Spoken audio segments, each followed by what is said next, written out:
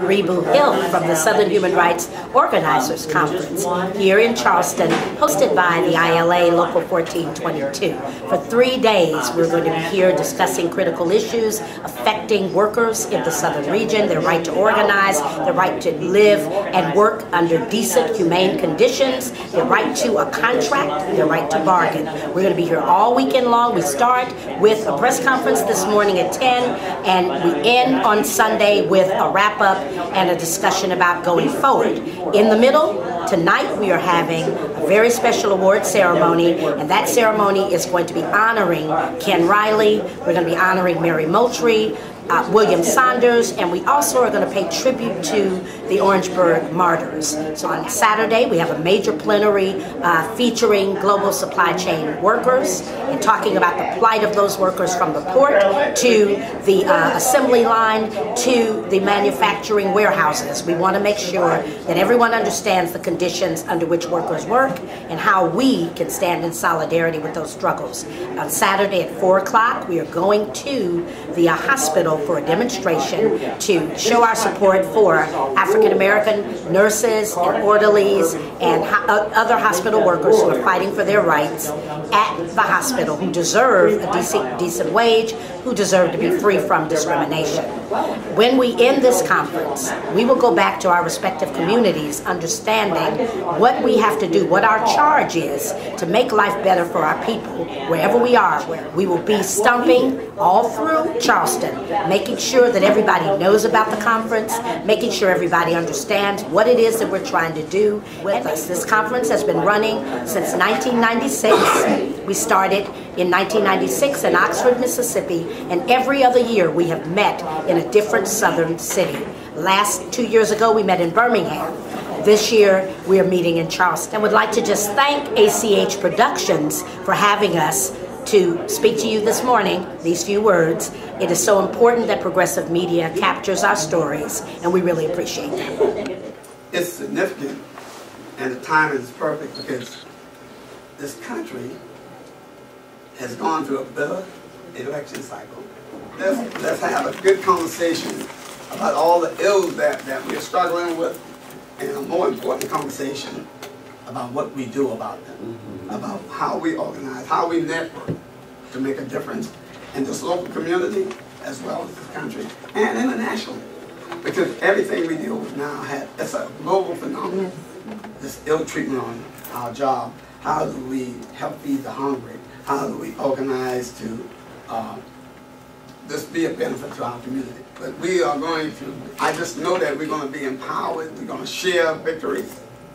Talk about struggles, but we're going to share victories and plan how we change Charleston, how we change this, we call it the global South, how we change this country, how we move it in the right direction. We're going to call on a few people to sort of talk about why it's important for them to be here, and we're going to let them tell you in their own words. Miss Virginia Lewis, she's and she can introduce herself. But come up, Virginia, she's an activist in the Charleston area and well known as part of you, retired, Miss Virginia Lewis. I want to thank Schrock people for coming here, even picking our site as a place to have a conference. We need it here. We are in Charleston, we need this conference here. And as a small business owner in the taxi business, you can imagine how invisible we are as far as power. To have Schrock come here and help lift us up, to make us feel like we are a part of the economy, we are a part of labor, our business is important also. I love you, Schrock. Please come back again and again and again. Thank you, Virginia. I'm going to ask another Charleston native, but he's very active in that campaign to organize the poor truckers.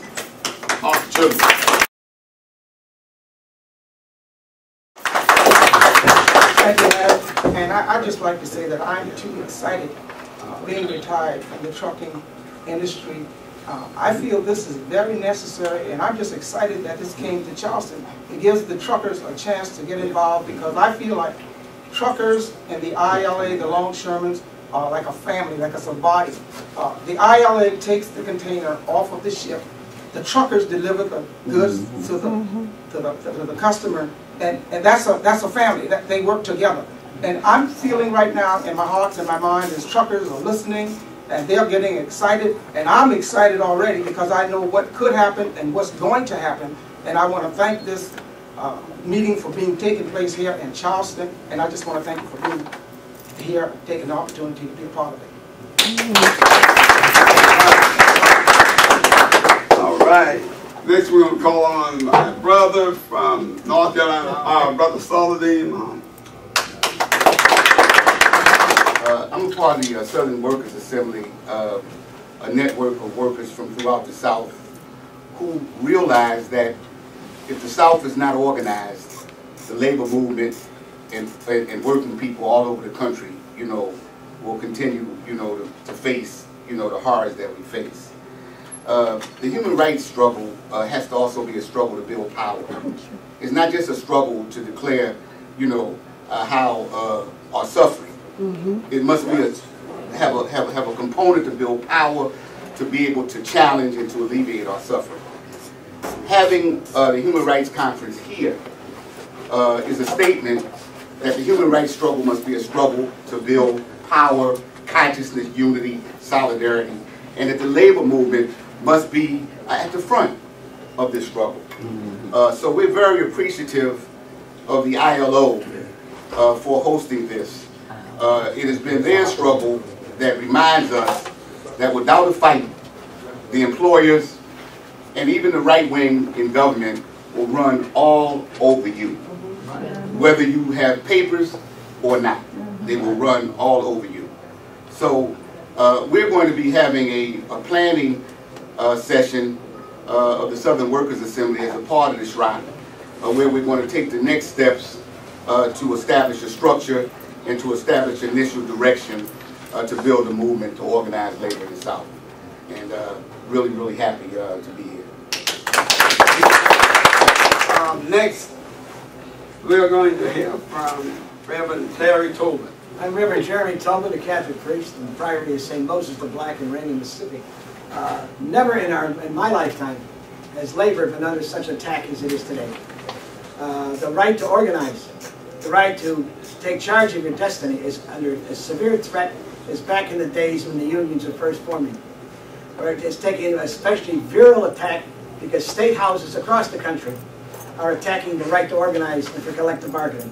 Even last night, the state of Michigan, another one governed by Republicans, is taken over. They're trying to put in a right to work law to gun the right to organize by unions. This is absolutely wrong. As a representative of the faith community, it is against the teaching of my church, against the teaching of Christianity, against the teaching of the Bible, to deny people the right to organize and to take control of their destiny. And so it is imperative that it's so good to be here at SHROC. I come together every one of these SHROC gatherings with my brothers and sisters to affirm us together as one group in solidarity, speaking many languages, many cultures, many races, and we're going to say no to oppressive tactics by government or corporations. We're going to say no to taking away our right to organize. We're going to put pressure on Haley, Governor Haley here in South Carolina, and Governor Bryant, Mississippi. We're going to sit on him, we're going to fight, and we're going to say no more. I've gotten stronger already. All right. Praise the Lord. Toya Lewis, stand with dignity. Stand with dignity. Like everybody else, I'm excited to be here. I'm from New Orleans. A branch from the New Orleans Workers Center Racial Justice, and I'm a member of Stand With Dignity. And we're also happy to be here. We've been also building a campaign to fight for dignified work in New Orleans. And I'm excited that there's so many different faces in this room doing the same thing. And I'm more than happy to build as much solidarity as we can. Thank y'all. We're going to call and help me with this, Steve Huerta. All right, come on, Steve. Hello, everyone. My name is Stephen Huerta, and I am from San Antonio, Texas. I represent the All of Us and None organization. I'm also a member of LULAC and a very proud member of the NAACP chapter of San Antonio. Why we're here is because we're taking part, and I believe what's going to be recognized in the future as one of the greatest historical, political, and evolutionary human changes that are occurring, not just in the United States, but throughout the world. Because it's about empowering, like the Reverend said. We need to build power within our collectiveness so that we can raise a tsunami, human tsunami, that will do exactly what the same tsunami of water does, and that is destroy everything in its path. Because we will no longer remain silent in what has become the obvious act of human and political treachery in a country of so many democratic values. And so I'm very proud to be here amongst you as equals, as a fellow man, as a fellow citizen of our world, far beyond my national citizenship as an American. We're here to ensure that what we enact today is felt across the seas. That they can see that the sleeping giant in America has woken up again. That's right. All right. We are awake. Yeah. They bombed us. Guess what? We're fighting back. That's All right. right. All right. Call on my pastor. Yay. Reverend Lawrence Bradley. It's exciting to be with you this morning to talk about workforce and labor. One of the pieces that I hope in the next couple of days we'll get to share are some healthy pathways to help those that might have been left off the opportunities for work. The population I serve in particular are ex-offenders, and I'm sure in everyone's family there's someone who has a record. Very difficult for them to find themselves into the workforce. Some of the elements we hope to share with you is we found some successful programs that can help families get back to meaningful work and make a difference back in the community. All right. So in the next couple of days we look forward to sharing and learning from you. Thank you.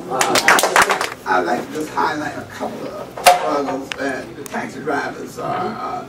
They've been under attack, and that attack led to them organizing. And it's a work in progress. It's the South Carolina Professional Drivers Association.